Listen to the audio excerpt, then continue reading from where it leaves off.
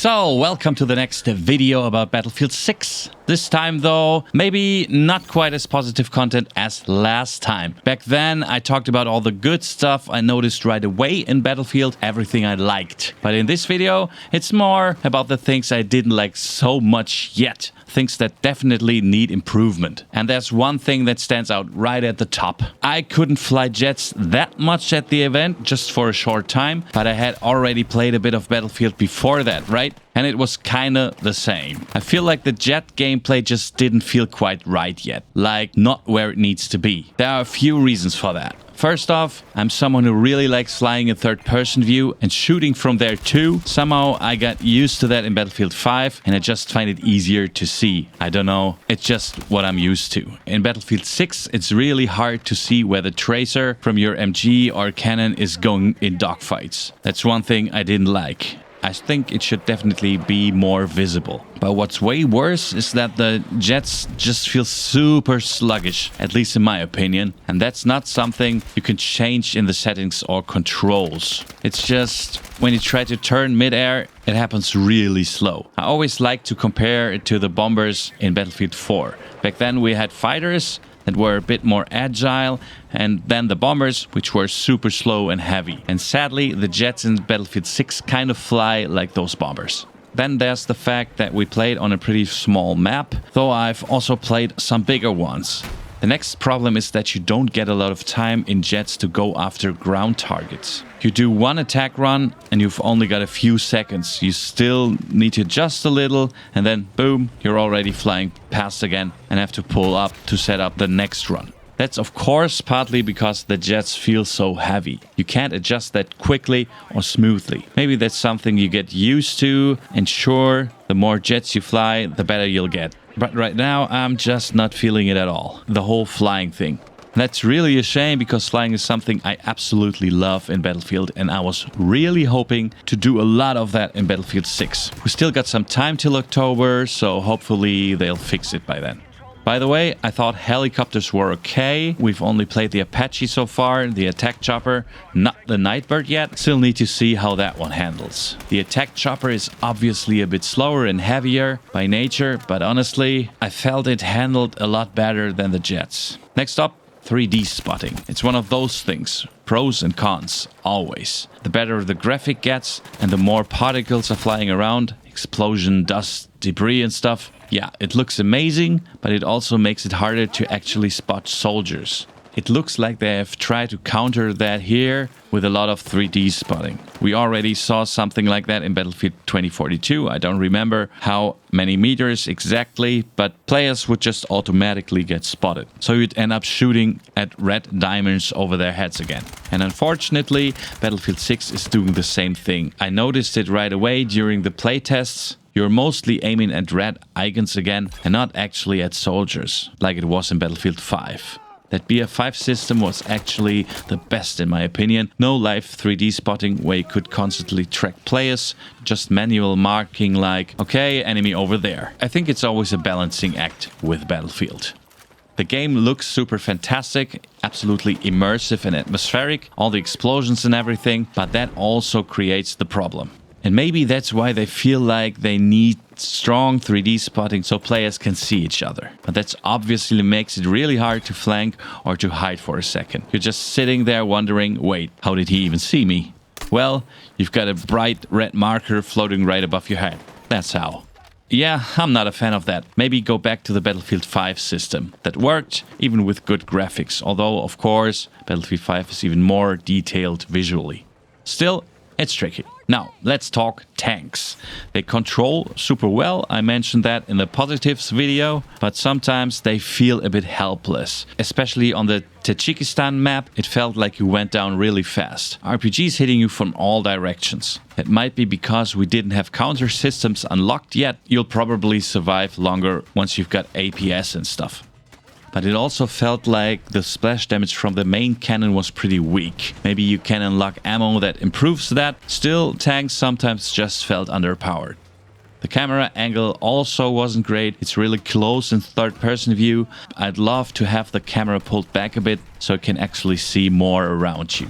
Speaking of weird design choices, let's talk about C4. We noticed this on stream. The C4 that the Recon carries, it refills automatically. That's just bizarre. I threw some C4, blew something up, maybe testing destruction or whatever. Then a tank rolled up and I thought, oh crap, I've used all my C4. But out of habit, I still tried to throw and boom, it was back. And I think that's just a weird design choice. It makes tanks even more vulnerable because now anyone always has C4. Why not have it refilled like regular ammo through crates? That's how it always used to be. This is like if grenades refilled automatically, it would be explosive spam all over the place. Very strange decision. I really hope they change that again. Something else weird, still about tanks, but from the other side. No matter what kind of tank you shoot or from where, it always does 25 damage. That can't be final. There has to be a difference if you're shooting the tank from behind or from the side, right? You need to get rewarded for flanking. Same the other way around. Front armor should reduce damage, but right now it's always 25. I'm assuming that's just a placeholder and they'll fit it. I mentioned in the positives video the HUD. It's good that stuff has been pulled out of center, but overall it still feels super cluttered. On the right, you've got all the resupply messages and stuff rolling in, and on the left, kill feed and point messages, minimap, notifications. It's just a lot. I'm sure you'll be able to tweak opacity and things in the menu, but for now it felt kind of overwhelming and messy. Maybe something you get used to, but it stood out to me.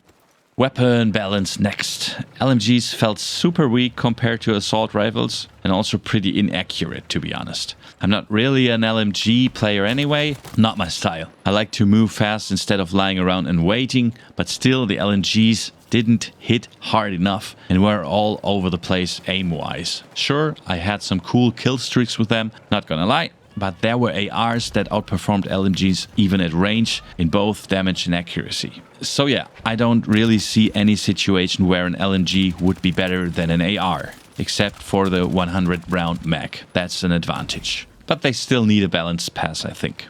SMG damage drop-offs was fine though. They are only better in close quarters now, and not really competitive at long range against AR. That felt about right. No server browser in the main game. Yeah, that's another negative. I don't think that'll change either. In Portal, there will be one, so you can find and filter those experiences. By the way, Portal deserves a massive shout out. If everything works like they promised, it could be absolutely incredible. You'll be able to build your own maps with assets and even make a top-down mode, like a bird's eye view shooter. If it's really that extensive, it's gonna be insane. Yeah, Portal has a server browser, so you can find the games. But regular multiplayer, you're just regular matchmaking again, which sucks for playing with friends, and for those matches where you lose one round, but you want to rematch next time, that's just gone now. That kind of rivalry and competition between teams, it used to be awesome, but it won't be possible anymore. On the flip side, from a streamer's perspective, maybe one upside from no server browser is that stalkers can't follow you easily. In Battlefield 5, it got unplayable at times because people would follow you in every server. That'll be harder now, I guess. Still, I think it would be better with a server browser. Also, we have a scoreboard from the start. That's good. Another thing people are divided on, open loadouts versus closed class system weapons. From what I've seen, they will offer both in the beta, in the open beta test, and probably in the full game too. Don't quote me on that though, could be wrong. But if that's true, that'd be the best solution. Let players choose what they want to play, and maybe most of them will naturally move towards closed class over time. That would be fine. As long as there's choice, I think it's good. So, both a positive and a negative in a way. Lastly, one vague feeling I kept having. Vehicles feel kind of weak overall. Helis, jets, tanks, they all feel kind of underpowered compared to infantry. If you see a big Abrams rolling in, you should be scared as infantry, right? Because it's a tank. But it didn't feel like that in the build we played. Maybe they just need to tweak the balance, either give vehicles more health, or make RPGs and explosives do less damage. Right now, they just feel a bit too weak. One last thing I almost forgot, the two primary weapons for Assault class. Oh man, probably one of the worst changes in the game. At first I thought shotgun plus AR would be the worst combo in close quarters, But nope, sniper and shotgun is even worse. You can barely get close to people if they camp in a house. They hear you coming up the stairs, switch to shotgun, and you're dead. And from far away, they snipe you. I had that in one round at the event. The guy was a good sniper too. It was super hard to deal with. Totally encourages camping playstyles. Only saving grace is, thank God, you can still blow up the whole building in Battlefield. So at least you can get to them somehow. Still, I just can't get used to this system. It's fun when you feel invincible, sure, and you play it, but for the overall gameplay, I think it's a bad choice. It's gonna frustrate a lot of players, I'm pretty sure of that. Almost forgot to mention it. Yikes. Anyway, those are the main negatives I've noticed about Battlefield 6 so far, but I still think it's gonna be a fantastic Battlefield game. Of course, test it out for yourself in the open beta that's running right now. If anything comes to your mind, even after the beta, come back and drop a comment. We'll definitely have a lively discussion down below. Leave a like and drop a sub if you enjoyed the video, and I'll see you in the next one. Bye!